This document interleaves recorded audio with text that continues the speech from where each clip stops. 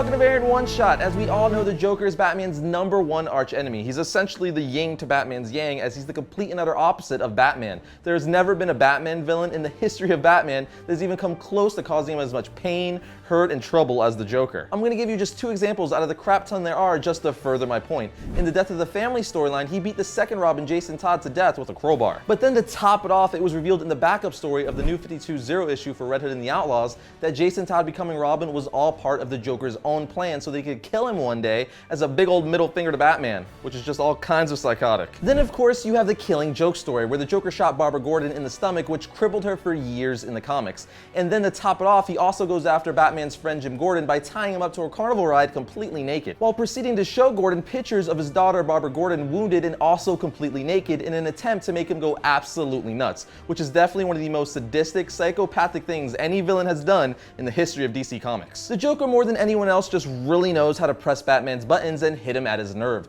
to hurt him or get to him in a way that no other villain knows how, which is why Joker is Batman's #1 arch enemy. But if you want more examples on why the Joker is so crazy, check out my 5 most shocking Joker moments episode. I put the link for that in the description below. So out of all the crazy stuff the Joker has done to Batman personally or to his loved ones, on top of the probably thousands of innocent people he's killed over the years and tormented, why hasn't Batman just broken his one rule and killed the Joker? Why hasn't Batman just made an exception for this lunatic clown who just ruins lives? Well, the obvious answer is Batman doesn't kill. It's against his code. But like I just said, why couldn't he make an exception for this especially evil villain? Well, Batman actually has answered this question in the comics on more than one occasion. The first example I'm going to give to you is from Batman issue 650, which is part of the Under the Red Hood storyline. In this issue, Jason questions why Batman didn't kill Joker after he brutally murdered him. Batman replies, which I'm just going to read it straight from the comics, saying, "It'd be too damned easy. All I've ever wanted to do is kill him. For years, a day hasn't gone by where I haven't envisioned taking him and spending an entire month putting him through the most horrendous,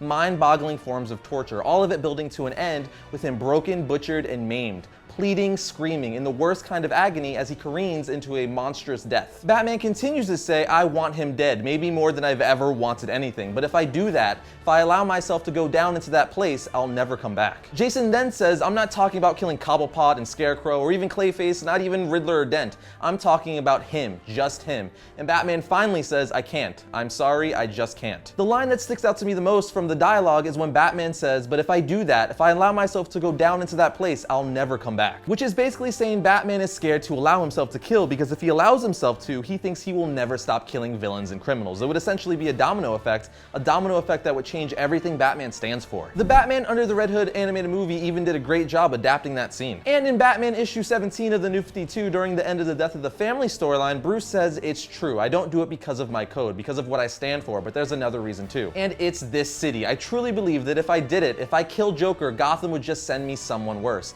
Maybe even send him back, but worse than before." So Bruce is flat out saying he doesn't kill the Joker because of what he stands for, but also because he thinks Gotham would send him someone worse, or even send the Joker back, but worse than ever. I just really like the psychology of Gotham itself being the reason why Batman won't kill the Joker. But yes, I hope this answered this age-old question, as both of those answers are straight from Batman's comic books.